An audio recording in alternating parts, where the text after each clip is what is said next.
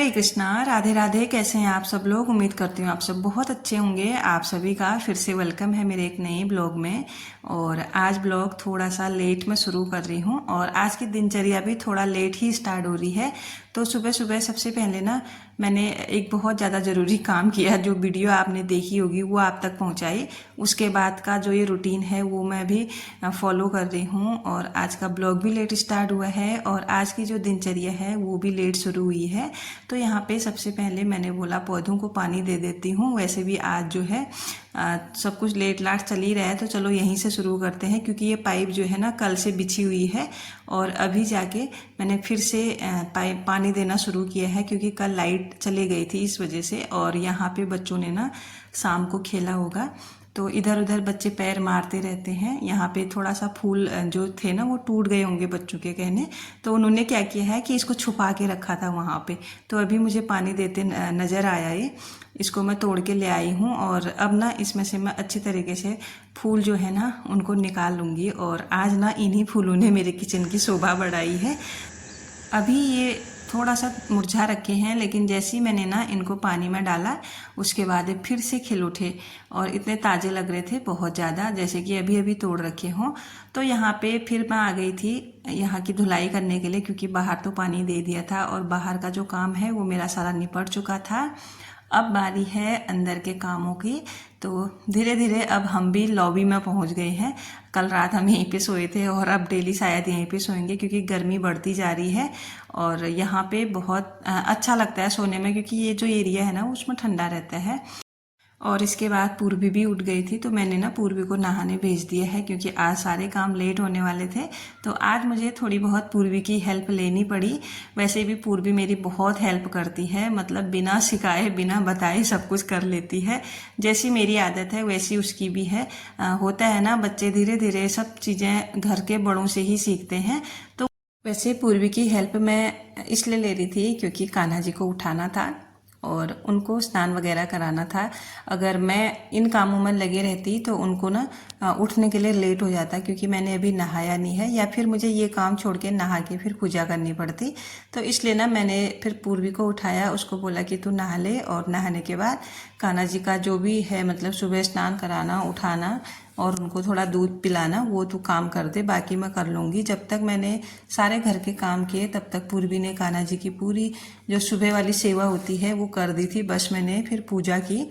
और मैं कभी कभार पूर्वी से कराती हूँ, ज़्यादातर मैं करती हूँ, लेकिन कभी ऐसे लेट लाट हो गया या फिर मुझे कुछ काम आ पड़ा तो तब पूर्वी करती है। और मैं इसी तरीके से ना उसको मतलब इनकी सेवा से जोड़ना चाहती हूँ। जो सुख इनकी सेवा में है ना वो दुनिया की किसी चीज़ में नहीं है। मैं सच कहूँ तो जो सुकून हमको इससे मिलता है ना, भले ही लोगों को कुछ भी लगे, वो कहीं नहीं मिलता सच में।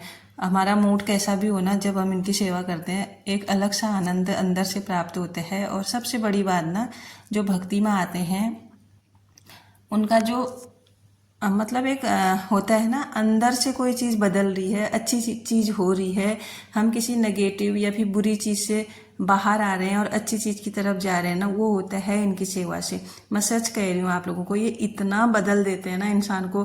भले ही आप पूजा ना करो, पाठ ना करो, बस इनको भोग लगा दो, इनकी सेवा कर दो, थोड़ा बहुत इनको वस्त्र पहना दो, बस इतना कह दो, प्रभु मैं आपकी हूँ आप मेरे हो। इतना भी अगर आप इनसे कहोगे ना डेली, ये इतना चमत्कार करते हैं, ये इतना इंसान को बदल देते हैं ना। ये चीज़ें मैंने फील की है। मतलब पहले मैं कैसी थी, अब मैं कैसी हो गई हूँ। इन्होंने मुझे ना पूरा A to Z चेंज कर दिया है, सिर्फ बाहर से नहीं अंदर से भी। ये आपके मनोभाव ऐसे बदलते हैं ना, जितने भी विकार होंगे ना एक एक करके उनको बाहर निकालेंगे। जो भी चीज़ आपके लिए गलत होगी ना उसको ये आपको धीरे धीरे करके बाहर कर देंगे, आपकी लाइफ से ही वो चीज़ बाहर कर देंगे जो चीज़ आपके लिए गलत होगी। मैं सच में बता रही हूँ आप लोगों को, यकीन मानिए ये चीज़ होती है। और जो लोग ना इस टाइप के होंगे, मतलब जैसे मेरी तरह डिवोटीज होंगे, मैं नहीं कहूँगी मैं बड़ी भक्त हूँ, बस मैं सेवक हूँ। बस यही भाव मैं बोलती, प्रभु मेरे अंदर यही भाव होना चाहिए, मैं आपकी सेवक हूँ, मुझे भक्त मतलब मत बनाना। क्योंकि कभी कहीं ऐसा ना हो कि भक्त कह के या सुन के मेरे अंदर कोई अहंकार आ जाए और मैं फिर कुछ अपने आप को ज़्यादा ही समझने लग जाऊँ। मैं ये भी नहीं चाहती मुझे, मैं इतना ही चाहती हूँ बस मैं आपकी सेवक बनी रहूँ और मेरे मन में सदैव आपका स्मरण होता रहे, मैं इतना ही चाहती हूँ इनसे बस। तो यहाँ पे ना बहुत सुंदर से दर्शन हो रहे हैं प्रभु के, और बहुत अच्छे से मैंने पूजा कर ली है। उसके बाद मैंने माला जप किया, जितना भी मुझे टाइम मिलता है। पहले तो मैं कोशिश करती हूँ थोड़ा ज़्यादा करने की, लेकिन फिर भी कभी कभार टाइम की वजह से, हम गृहस्थ हैं उसकी वजह से थोड़ा टाइम कम होता है, तो थोड़ा कोशिश करती हूँ कि एक दो फिर भी कर लूँ। लेकिन ऐसा कभी नहीं हुआ है कि मैंने एक दो माला ही करके छोड़ी है। तो भक्ति जो है ना इंसान को पूरी तरह बदल देती है, और जो एक खुशी होती है ना अंदर से। पहले हम संसार की चीज़ों में लगे रहते हैं, लगे तो अभी भी हैं, ऐसा नहीं है, लेकिन फिर भी जितना हम डीप में जाके संसार की चीज़ों के बारे में सोचते हैं ना, वो चीज़ें होती ही नहीं है। हम किसी चीज़ की चिंता ही करना छोड़ देते हैं, ये चीज़ होती है। पहले से हम कभी फ्यूचर को लेके, कभी बच्चों को लेके, कभी किसी चीज़ को लेके, कभी कोई हमारी जो मनो इच्छा है पूरी नहीं हो रही है उसको लेके शिकायतें करते हैं, बोलते हैं कि ये चीज़ नहीं हो रही है, हमारा ये करना था वो नहीं हो रहा है। इस बहुत सी चीज़ें हैं दुनिया में, मतलब इच्छाएं अनंत हैं। कहने का मतलब है इच्छाएं बहुत हैं, लेकिन जो उन इच्छाओं पे कंट्रोल करे, उन इच्छाओं को मार देना, वो भक्ति है। और उन इच्छाओं को मार के ना जो प्रभु हमारे लिए करते हैं वो सबसे बेस्ट होता है, वो सबसे अच्छा होता है हमारे लिए। पहले ना मेरे पास कान्हा जी थे, लेकिन मैं सेवा भी करती थी, लेकिन मन का जो भाव था ना वो मेरा बिल्कुल अलग था। मैं इनसे मांग करती रहती थी, एक तरह से डील, कि आप मेरा ऐसा करो, आप मेरा ये काम करो, ये मुझे ये चाहिए, मुझे ये दिलाओ। लेकिन धीरे धीरे धीरे मेरे मन में इतने बदलाव हुए ना, मेरे मन की इच्छाएं अपने आप ही ख़त्म हो गई। मुझे किसी चीज़ की चाह ही नहीं रही।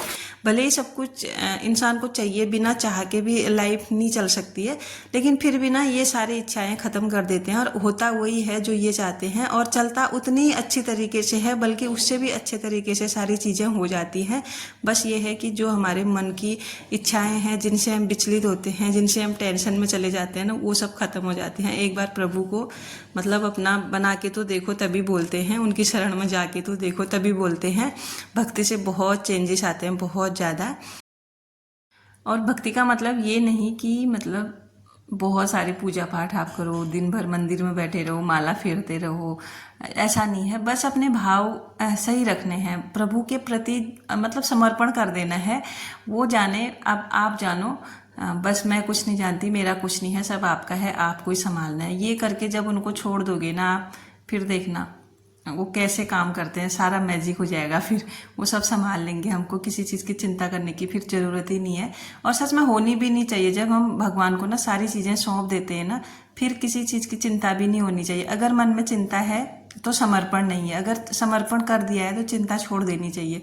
बस आप देख लो, अब मुझे कुछ नहीं, मैं कुछ नहीं जानती, और मुझे कुछ करना भी नहीं है। जो करना है आपको करना है, बस मुझे कुछ चाहिए भी नहीं है, आप देख लो। इस हिसाब से जो भगवान को समर्पित कर देगा ना सब कुछ, तो वो फिर वही संभालते हैं, और हमारे बस की फिर कुछ नहीं रहती है उसमें। तो अब ना दोपहर का टाइम हो गया है, मैं यहाँ पे बीच बीच में ब्लॉग शूट कर रही थी कहीं कहीं पे, क्योंकि इतना सारा काम मैं अगर साथ में दिखाती तो ब्लॉग लंबा हो जाता। और आज ना मैंने सिंपल सी अरहर वाली दाल बना रखी है, जो कि मुझे बहुत ज़्यादा पसंद आती है, पतली पतली। इसमें थोड़ा सा मैंने मसूर मिला रखे हैं घर के, और बस बॉयल है, इसमें सब कुछ मसाले डले हैं, बस इसमें लगाना है मुझे छौंका। और उसके लिए ना मैंने थोड़ा सा घी लिया है, उसमें डाल दिया है थोड़ा जीरा और हींग, उसके ऊपर से दाल डाल दी। बस इसमें थोड़ा अब पकने के बाद ना हल्का सा मैंने पानी डाला है। जब ये पानी पक जाएगा फिर मैं इसमें डालूंगी थोड़ा हरा धनिया। तो ये जो धनिया है ना किचन गार्डन का है, एकदम फ्रेश है, और मैं इसको सुबह तोड़ के लाई थी, क्योंकि अभी अभी मैंने ना जो डिटेनिंग है वो कर रखी है। उसके बाद थोड़ा धूप में जाना सही नहीं रहता है, फिर वो चीज़ें ना असर नहीं करती। और सच बताओ ना, जब से मैंने ये डिटेनिंग करनी शुरू की है, मेरा फेस सच में थोड़ा बहुत ग्लो कर रहा है, मुझे लग रहा है ऐसा। क्योंकि जितने भी दाग धब्बे हैं ना वो मेरे कम हो रहे हैं, धीरे धीरे असर हो रहा है। मतलब इतनी जल्दी नहीं, थोड़ा टाइम लगेगा, इसका प्रोसेस होता है। तो तब तक शायद कुछ फ़र्क मुझे मिले, इससे कुछ रिलीफ मिले। और साथ के साथ ना मुझे आदत है किचन में जब भी मैं काम करती हूँ, फटाफट से सिंक में जितने भी बर्तन पड़े हैं उनको धोने की। और उसके बाद मैंने कान्हा जी के लिए दूध और भात, उसके बाद इसमें चीनी डाली है। ये मैं इनका भोग लगाऊंगी आज, क्योंकि जो दाल है उसमें पड़ी है मसूर, इसलिए मैंने उनको उसका भोग नहीं लगाया है। और बच्चे यहाँ पे होमवर्क कर रहे हैं अपना। तो दोपहर में मतलब खाने से पहले थोड़ी देर बैठते हैं ये, उसके बाद खाना खा के फिर हम सो जाते हैं। ये दोपहर का रूटीन रहता है। तो यहाँ पे कान्हा जी के लिए मैं भोग ले आई हूँ। सारा जो उनका श्रृंगार है उसको उतारूँगी ताकि वो अच्छे से अपना भोग ग्रहण कर पाएँ, और उसके बाद फिर अपने भी खाने की मैं तैयारी करूँगी। और यहाँ पे प्रभु को मैंने बहुत प्रेम भाव से भोग लगा दिया है।